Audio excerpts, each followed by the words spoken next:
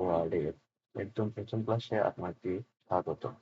আপনি যদি কম্পিউটারে লেখালেখি, অফিসিয়াল ডকুমেন্ট তৈরি বা বায়োডাটা বানাতে চান, তবে মাইক্রোসফট ওয়ার্ড শেখা আপনার জন্য বাধ্যতামূলক।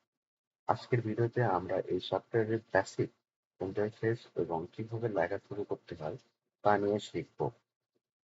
চলুন শুরু করা যাক। প্রথমে আমরা কম্পিউটারে সার্চ মেনু থেকে ওয়ার্ড লিখে সার্চ করব। ওয়ার্ড, তারপরে আমরা ওটিকে ওপেন করে নিই।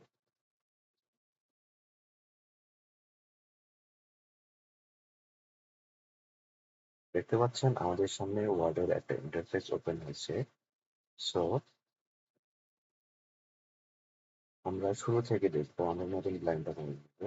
আমাদের সামনে দেখতে পাচ্ছেন অনেকগুলো টেমপ্লেট। এখানে আমরা বিভিন্ন টেমপ্লেট, বিভিন্ন রেডি টেমপ্লেট আমরা দেখতে পাচ্ছি।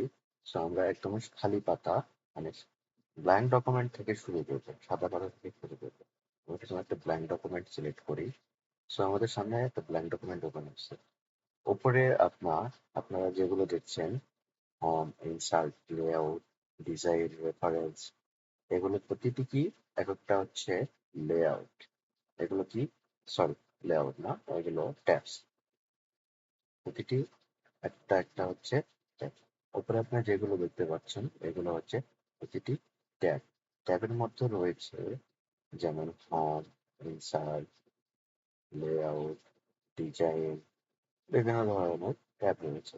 এবার ট্যাবের মধ্যে যেগুলো অংশ রয়েছে, যেগুলো টুলস, এগুলো কি প্রত্যেকটি টুলস। টুলস, প্রতিটা টুলসের অংশ, পুরো অংশ টুলসকে বলা হয় রিবন। একটা ফ্রন্ট রিবন, প্যারাগ্রাফ রিবন, প্রত্যেকটা হচ্ছে রিবন। ইনসার্টে রয়েছে, প্রতিটা হচ্ছে টুলস। এই টুলসের কাজ বিভিন্ন ধরনের রয়েছে। সো আমরা আজকে শুধুমাত্র হোম টুলসের কিছু বেসিক টুলস নিয়ে আমরা আলোচনা করব। সো প্রথমে তাহলে আমরা যদি বেসিক টুলস নিয়ে আলোচনা করতে যাই, সেক্ষেত্রে আমাদেরকে প্রথমে কিছু টাইপ করতে হবে। তাহলে আমি যদি টাইপ করি প্রথমে I love, I love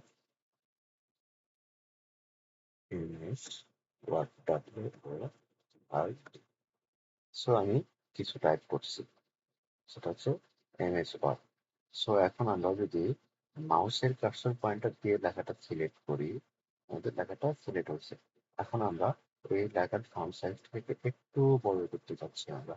so বড় করার জন্য আমাদের প্রথমে চলে যাইতে হবে হোম ট্যাবে। হোম ট্যাবে আসার পর আমরা ফন্ট টুল থেকে আমরা এখানে সাইজ পাবো। তাহলে সাইজ আছে, আমরা ওটাকে 24 করে দেবো। দেখতে পাচ্ছেন আমাদের লেখাটা একটু কি হয়েছে, বড় হয়েছে আগের চেয়ে। সো এখন আমরা লেখাটাকে কি করব, আমরা লেখাটাকে একটু বোল্ড করতে চাই। আমাদের লেখাটা ঠিক আছে, বাট আমরা লেখাটা একটু মোটা করতে চাই। সেক্ষেত্রে সেম ভাবে মাউসের কার্সর পয়েন্টার দিয়ে আমরা লেখাটাকে সিলেক্ট করবো।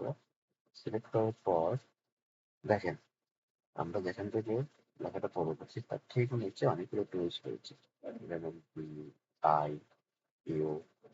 মাউস পয়েন্টারটা কার্সর পয়েন্টার রাখলে মানে শর্টকাট লেখাটা দেখা যাচ্ছে কি, বি, বোল্ড, যেটাকে বলে বিতে কাঞ্চিতে বি, অনুরূপ হচ্ছে বোল্ড। কন্ট্রোল বি, আচ্ছা আমরা কন্ট্রোল ডি যদি দিই তাহলে দেখা যায় কি হয়, কন্ট্রোল বি। দেখতে পাচ্ছেন কন্ট্রোল বি দেওয়ার জন্য, দেওয়াতে আমাদের লেখাটা কি হচ্ছে, একটু বোল্ড হয়েছে। ঠিক সেম ভাবে আমরা যদি আবার লেখাটাকে একটু বাড়া করতে চাই, মাউস পয়েন্টার দিয়ে কন্ট্রোল আই, যদি মাউস পয়েন্টারটা এখানে রাখি, তাহলে সেম ভাবে আমাদের সমস্যাটা কি, control U underline, control italic, যেটা হচ্ছে লেখাটা একটু বাঁকা হবে, কন্ট্রোল আই। কন্ট্রোল আই যদি দেই, দেখেন লেখাটা একটু ফাঁকা হয়েছে বা বাঁকা হয়েছে, কন্ট্রোল আই। এখন আমরা যদি লেখার নিচে আন্ডারলাইন করতে চাই, সেক্ষেত্রে আমরা কি ব্যবহার করবো, লেখাটা আন্ডারলাইন করবো, সেক্ষেত্রে দেখেন পাশে ইউ আসবে, ইউ এর নিচে একটা আন্ডারলাইন।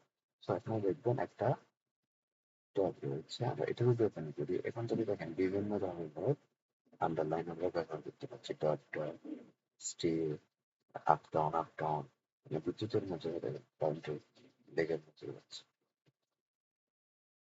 আমরা বিভিন্ন ধরনের আন্ডারলাইন ব্যবহার করতে পারি। সো আমরা শর্টকাটে ব্যবহার করবো, এখান থেকে দিবেন control U underline, control U যদি দেই বেশি, কন্ট্রোল ইউ তো আমাদের আন্ডারলাইন হয়েছে। তাহলে আমরা বেশ কয়েকটা জিনিস দেখলাম, লেখাটাকে বড় করা, বোল্ড করা, আন্ডারলাইন করা। তাহলে আমরা তিনটা জিনিস দেখলাম, লেখার সাইজ বড় করা, চারটা দেখছি।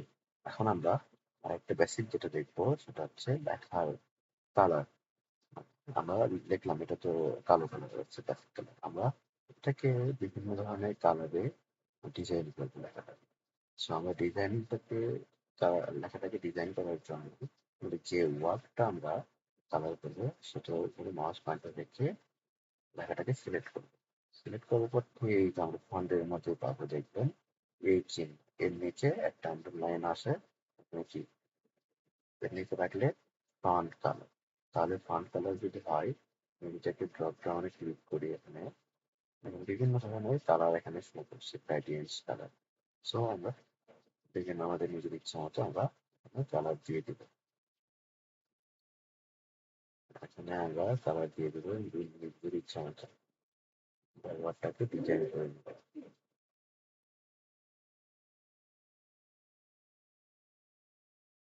তো আমাদের বিভিন্ন ধরনের কালার দেওয়া শেষ। দেখেন লেখাটা বিভিন্ন ধরনের কালারে কনভার্ট হয়েছে। এখন আমাদের কাজ শেষ। কাজ যদি শেষ হয়ে থাকে তাহলে আমাদের সবচেয়ে গুরুত্বপূর্ণ কাজ হচ্ছে ফাইলটাকে সেভ করা। আমরা ফাইলটাকে সেভ করার জন্য বাম দিকে ফাইল মেনুতে যাব। আমরা বাম দিকে দেখবো ফাইল মেনু, হোমের পাশে সামনে বাম পাশে আমরা কি দেখবো ফাইল মেনু অথবা ফাইল ট্যাব যেটাকে বলে। দেখেন আমি এখানে কার্সরটা রাখছি, নিচে ফাইল ট্যাব ওপেন করতে পারতেছি, ট্যাব লেখাটা আসছে। সো এখন আমরা ফাইল ট্যাবটা ওপেন করে নিই। ওপেন করে নেওয়ার পর দেখবেন অনেকগুলো অপশন আছে, এখানে ইনফো সেভ, বিভিন্ন কাজ বিভিন্ন রকম ওপেন নেই। আমরা কি করবো, আমরা এগুলো করতে আসছি না। আমরা কি করতে আসছি, ফাইলটাকে সেভ করতে আসছি। তাহলে আমরা ফাইলটাকে সেভ দেব। ওকে, সেভ দেওয়ার পরবর্তীতে আমাদের কোথায় নিয়ে আসছে, সেভ অ্যাজ এ। তাহলে আমাদেরকে আমরা কি করছি, আর ফাইলটা আমরা সেভ অ্যাজ করি নাই। সেভ অ্যাজ মানে কি, পুরোপুরি একদম সংরক্ষিত। আর সেভ মানে সাময়িক সংরক্ষিত, মানে সেভ যা ডকুমেন্ট যেটা লিখলাম সেটা সাময়িক থাকবে। কিন্তু তার আগে আমাদের কি করতে হবে, ফাইলটাকে পূর্বে সেভ করতে হবে।